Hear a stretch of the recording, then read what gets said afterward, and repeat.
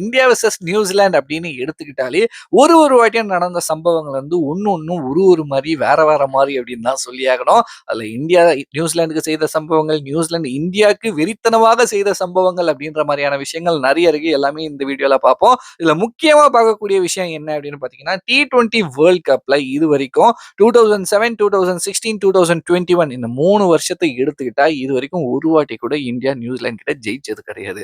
இதுதான் வந்து மறைக்கப்படாத உண்மை அப்படின்னு சொல்லியாகணும். ஒரு வாட்டி கூட இந்த 3 வருஷத்துல ஜெயிச்சதே கிடையாது. அண்ட் அடுத்ததாக பார்க்கும்போது 2019 வேர்ல்ட் கப் செமிஃபைனல்ஸ் எல்லாருக்குமே ரொம்பவே நல்லா ஞாபகம் இருக்கும் அப்படின்னு நினைக்கிறேன். ஏன்னா எல்லாருமே ரொம்ப பயங்கரமா ஸ்டேட்டஸ் போட்டு ஐயோ தலை ரன் அவுட் ஆயாச்சே, தலையை ரன் அவுட் பண்ணிட்டாங்களே அப்படின்னு காதலி ஞாபகம் இருக்கா? அதுவும் நியூசிலாந்து கூட நடந்த மேட்ச் தான்.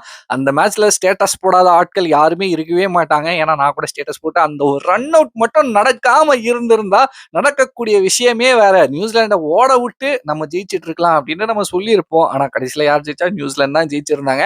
ஸோ அந்த சம்பவம் வந்து இருக்கிறதுலயே மறக்க முடியாத தரமான ஒரு சம்பவம் அப்படின்னு சொல்லலாம். அடுத்ததாக 2021 துபாயில நடந்த மேட்ச். அது கூட அந்த வேர்ல்ட் கப் கூட எல்லாருக்கும் ஞாபகம் இருக்கும்னு நினைக்கிறேன். வெறும் 110 ரன்னுக்கு அப்படியே இந்தியாவை வந்து பீடா மாதிரி சுருட்டி வாயில போட்டு அனுப்பிச்சு விட்டாங்க. அதுக்கப்புறமா டெஸ்ட் சாம்பியன்ஷிப் அப்படின்னு எடுத்துக்கும் போது 2021ல கூட ஜெயிக்கல. அங்கேயும் தோத்தாச்சு. ஸோ இந்த மாதிரியான வெறித்தனமான சம்பவங்கள் வந்து நியூசிலாந்து வந்து ரொம்ப தரமா செஞ்சிருக்காங்க. சரி அதுக்கு இந்தியா எதுவுமே செய்யலையா அப்படின்னு பார்க்கும்போது அப்படிலாம் கிடையாது. இதுல நான் ரொம்ப ஒரு ஒரு ரிவெஞ்ச் மேட்ச், ஒரு தரமான ஒரு மேட்ச் அப்படின்னு பார்க்கக்கூடிய விஷயம் என்ன அப்படின்னு பார்த்தீங்கன்னா, 2023 ஓடிஐ வேர்ல்ட் கப். அதுல விராட் கோலி அவர்களோட 50th செஞ்சுரியா இருக்கட்டும், ஷமி அவர்களோட அந்த 7 விக்கெட்டா இருக்கட்டும், எல்லாமே பயங்கரமா அந்த ஒரு மேட்ச்ல வந்து செம்மையா செஞ்சு விட்டுருப்போம். அதுக்கப்புறமா இப்போ ஜான்ல நடந்த மேட்ச் கூட எடுத்துப்போம்.